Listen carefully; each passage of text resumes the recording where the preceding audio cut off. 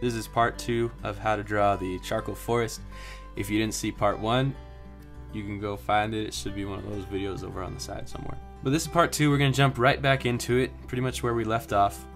I'm using a different piece of charcoal now. It's a brand called Nitram charcoal, and it's actually one of my favorite charcoals because it's got a different consistency. It kind of reminds me of vine charcoal or willow charcoal, but it's basically, I don't know, it doesn't go on as heavy as the General's charcoal. Like, you can see how dark those trees are that I did with the compressed General's charcoal, and you can see this Nitram charcoal. It's not so dark, it's easier to erase, it's easy to blend, and it's also got a little bit of a different color to it.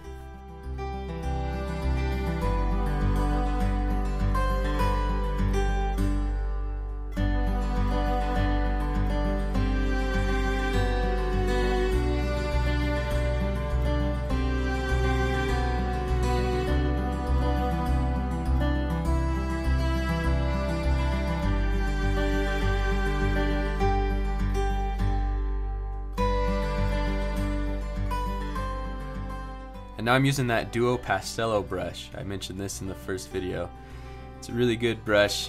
I like it, especially because it has two ends. Like, one end is the bigger brush that you can use to smooth everything out, and the other end is that smaller brush that has, it's a little bit harder, the bristles on it. You can actually kind of remove some of the charcoal from the page with it. It actually kind of erases it away. So I also mentioned in the first video, you don't have to go out and buy the Duo Pastello brush because they're a little bit expensive. I was looking around online, I think they're around $50. So if you've got the money, I would definitely suggest getting one. If not, if you're on a budget, then I'm sure you could get away with a paintbrush, just something with harder bristles to replace the smaller brush, and then you could probably use like a makeup brush for that bigger brush.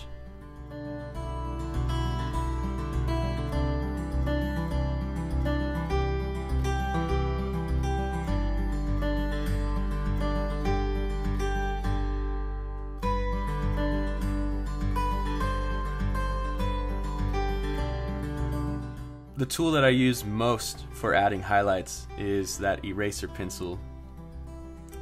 It's made by Faber-Castell.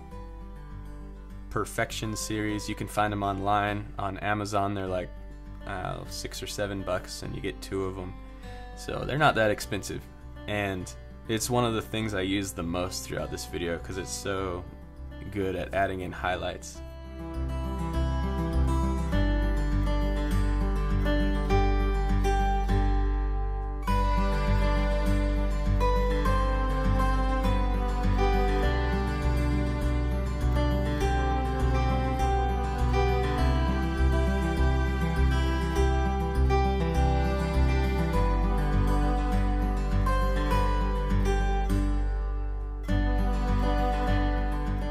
We've already got a lot of detail on this tree, lots of little ridges and lines for bark and all that stuff. One other thing that I always keep in mind is where the light source is in the drawing, and this is completely up to you. Like in this case, I kind of have the idea that the sun, even though it's overcast, there's still, there's still light up, and it's over towards the right of the drawing. So on the right sides of the trees, they're going to be lighter, and the left sides are going to be darker. So always keep that in mind, especially when you're adding in trees. Make the shadows go more towards the left or the right, depending on where you decide to put the sun.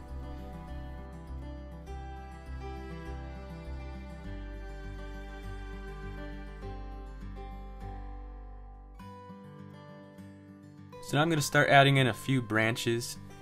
And this part is a little bit difficult. It took me a while to get this down because it's weird. You're trying to imagine these branches. They're all three-dimensional. Some of them are pointing straight at you. Some of them in the back of the tree are pointing away from you. Then the ones on the sides are, pointing all other directions. So I would suggest looking up pictures of trees. Just kind of get it in your head the shapes of the branches. If it's coming straight at you, you know, you don't really have to make a long line. You can have it pointing up or pointing down a little bit, then add some leaves on it.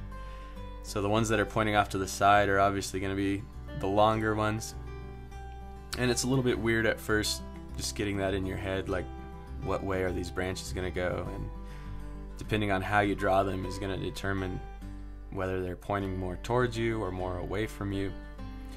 But you can also see that when I draw the branch, I like to hold the pencil a certain way, and I kind of twist it a little bit as I'm pulling it away from the tree, and that makes the line taper off. It goes from thick to really thin, and that makes it look a little bit more realistic. And I also usually draw a branch and then a few little branches coming off of that branch.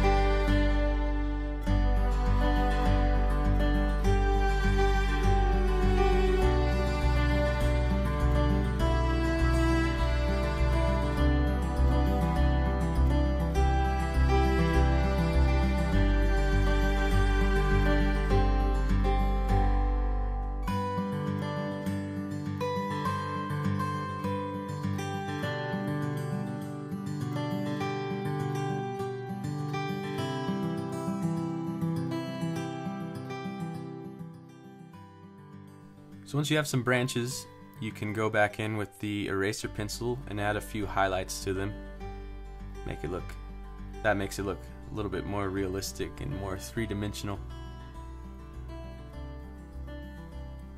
A lot of people ask me if you can do this with a regular eraser, just like a rubber eraser, because some people have a hard time finding the eraser pencil, and I can't really imagine trying to use a regular eraser to do this, because you need to make really thin lines. So the eraser pencil, being able to sharpen it to a point, just makes it so much easier.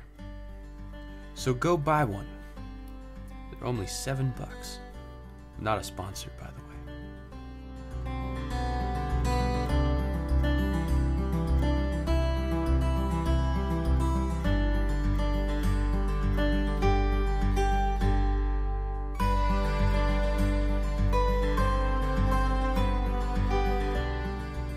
One of the other things I do a lot is if I see a little something in the drawing that I want to change, like, I don't know, if the background trees are looking a little too light, or the clouds need to be lighter or darker, or I want to add shadows to them, I just do that as I go.